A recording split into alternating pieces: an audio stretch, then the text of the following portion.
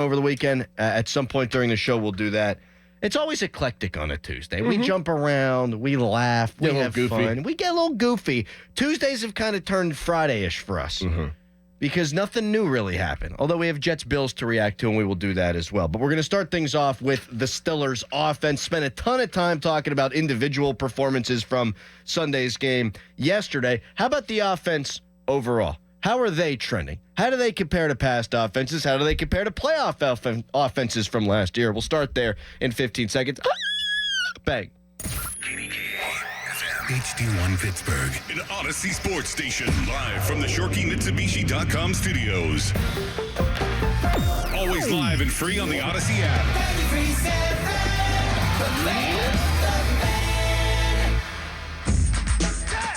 All right, Fan Morning Show is brought to you by Guardian Protection, your hometown home and business security company. Steelers sitting here at 4-2. Second best point differential in the AFC, Dorin. After the Buffalo Bills able to win by 3 points last night against the Jets. Ugly game, a lot of penalties in that game, and I want to get into all that, and we will. But first, you ever cooked an omelet? Yes. Do you flip it? Yes. Do you flip it well? Sometimes. That's where I am on the omelets. Sometimes. I made omelets for dinner last night, which, when you make breakfast for dinner, Dorin, is that because you've got nothing else in the house? That's generally how it goes for us. I think it's more of a craving for me. Really? Yeah. Like you want some eggs, you want some toast, bacon, Yes. sausage? Yes. Yeah. When we have breakfast for dinner, it's usually because we forgot to thaw out a chicken or we didn't turn the crock pot on or something like that. So I made omelets for everyone last night. 2 of them came out immaculate, and then mine, I flipped it, and I'm telling you, mushrooms in the air, just green peppers flying.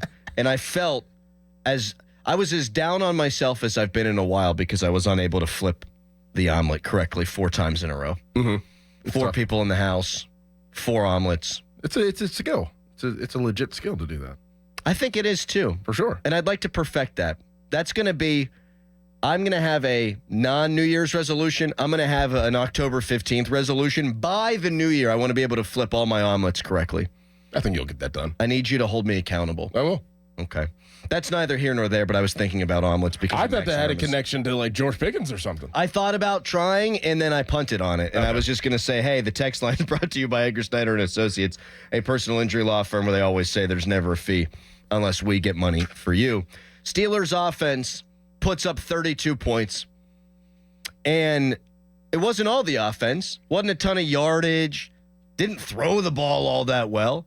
But hey, man, 32 points is 32 points, and 32 points on the road is something that they haven't done in a couple of seasons. Last year, they scored 34 at home against the Bengals. They scored 30 on the road in Seattle last year. In Pickett's first season, they put up 31 points against the Bengals at home in a loss 38-31. And the first half of that game was the best I think Kenny Pickett ever looked in a Steelers uniform. Steelers scored 26 or more points 10 times in the COVID year. In Ben's final season, they were hit or miss, mostly miss offensively. What I'm saying is, I think we saw a glimmer of hope from the offense on Sunday. Now, Russell Wilson probably converts a lot of those short fields into points too. Kenny Pickett may well have converted those short fields into points. But 32 points in a road game, to me, is growth. And so I started to think about this. The conversation already this week has been Russell Wilson v. Justin Fields. How do you bench a guy who scored 32 points? And this offense is now averaging 3 more points per game than it was last season. With all these injuries, with no Deontay Johnson, the offensive line, they're about to start their 5th different offensive line combination in 7 weeks. Can you make an argument that there's more meat on this bone that is achievable and that this offense can be better than it's been? I think that you absolutely can. You definitely can. And this is just how the seasons go. I mean, look across the league. I mean, of different offenses and different players and different situations. And I do think that you do not want to, You don't want to, mess up the continuity that you have right now. And it isn't like, it's not setting the world on fire. And I'm talking about the continuity of a new offensive coordinator in Arthur Smith and a new quarterback that you had to break down to build back up. And Arthur Smith, that's a lot of investing. That's a lot of time. That's a lot of getting to know. That's a lot of, being on the same page, communication. I know that if it were Russell Wilson right now, that they could figure it out. And Russell Wilson is he's a high level player. He's been in the league for so long. So it is easier for an offense coordinator to have that transition with a player like that. Yeah. But from, the time that they signed Justin Fields and traded for him until now, like that is a lot of time to be investing if you're Arthur Smith and if you're Justin Fields and if you're Mike Tomlin, of getting those two on the same page. They're still young together. Now, do you really want to mess that up? I mean, Arthur Smith is still trying to find his way, too. He's not setting the world on fire, but, 32 points is 32 points. I get what you're saying. That's the risk that you're going to have to, weigh, is do we want to mess up the continuity between Justin Fields and Arthur Smith for Russell Wilson? Now, I know people are going to be like, well, it hasn't been great, so we got to figure out if it's going to be great with Russell Wilson, but that buildup is so tough sometimes, and you don't want to have to break that down in order to guess. I mean, you're guessing. You are guessing. I don't know if I want to be in the guessing game right now if I'm Mike Tomlin and the Pittsburgh Steelers whenever you're almost in the thick of things of this football season and seeing when we break down the Jets game last night, knowing that they're coming to town and what else is in front of you the rest of the season. You still haven't played a divisional opponent. I don't know if I'm willing to do that whenever a guy that is playing quarterback is winning games and scoring points. I'm with you. We talked about the whole quarterback deal yesterday. Ben Roethlisberger weighed in on it. We'll talk about that later on in the show. Look, man, it's improvement. It just is. The Indianapolis game, I know they lost. That kind of offensive outburst is something we haven't seen since Ben. 3 consecutive touchdown drives, a quarterback that throws for over 300 yards, and it didn't really look fluky. The second half of the Chargers game. Now, I thought Dallas, Justin wasn't as good, and I don't think throwing the football that Justin was as good this week either. So he was going up, up, up, and then down, and then I'd say he kind of leveled off, but his legs have to factor in, so I think he went up a little bit in terms of his performance this weekend against the Las Vegas Raiders. I think there's a lot of meat on this bone. And to your point, the development of Justin Fields, you've invested so much into it in a guy that needed to be broken down and built back up. Why not keep seeing this thing out as long as you can when you scored 32 points? You're sitting here at 4-2. It'd be different if you're 3-3. Right. It'd be different for sure if you're 2-4. My God, we got to do something different. But I don't think we've yet seen the best of Justin Fields in this offense. And so I want to see what that looks like. And I think they can get to a place, Dorin, where they can be maybe not a good offense, definitely not a great offense. They're just too limited with their talent. Can they be a quality offense? I looked at the playoff teams last year, and I have all their points per game. 27.7, 26.6, 22, 22, 22, 28, 28, 30, 27, 21, 24, 23, 23.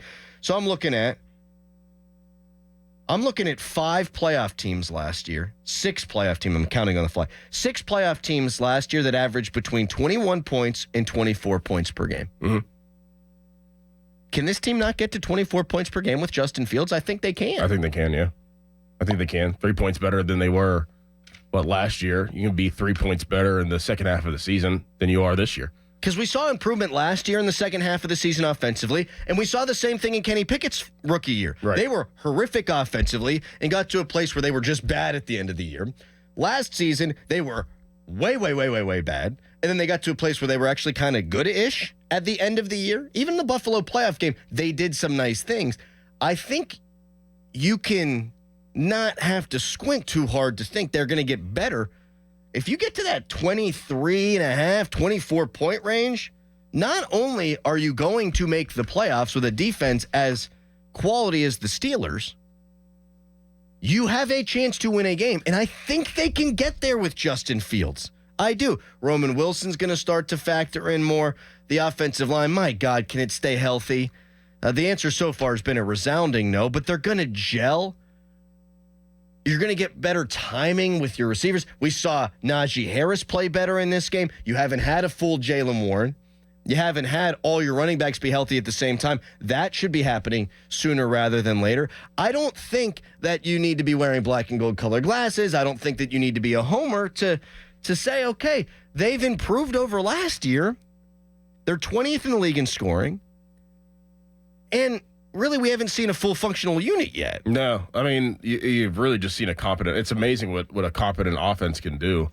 But then you start playing the comparison game, and it's kind of like a false kind of vision. I mean, because you don't know how it's going to go week to week, and you don't know how it's going to be like in November. But like you look at this Steelers game on Sunday, and it's like, okay, they scored 32 points, and then you look at like the game that was on right before in the Detroit Lions, and they beat the team that you just lost to, the Cowboys, and they put up 47 points.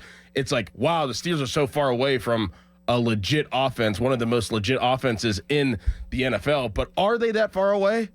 I don't know. Like, it's so close, but so far at the same time. Like, can they get to that point? I don't think they can get to that point, but can they get relatively close? Because if they can, then they are going to be a legit competitor. They're going to be a legit team that could actually win a football game whenever it matters. Yeah, we talked about that all offseason. You don't got to be great offensively because it was hard to squint and see that. Oh, with Russ or with Fields with this line, can they be great? Probably not, because you got Pickens and that's it. Right. Can they be good?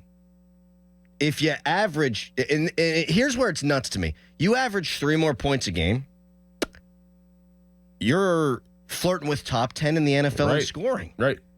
You are right there with Houston, who's averaging 23.8 points per game, and you're at 20.7. Seriously, 1 more field goal a game, and you're in the conversation with teams like Houston. And I realize the defense hasn't been as good the last 3 weeks, although it was really good for like 3.5 quarters against the Raiders, as it was the first 3 games.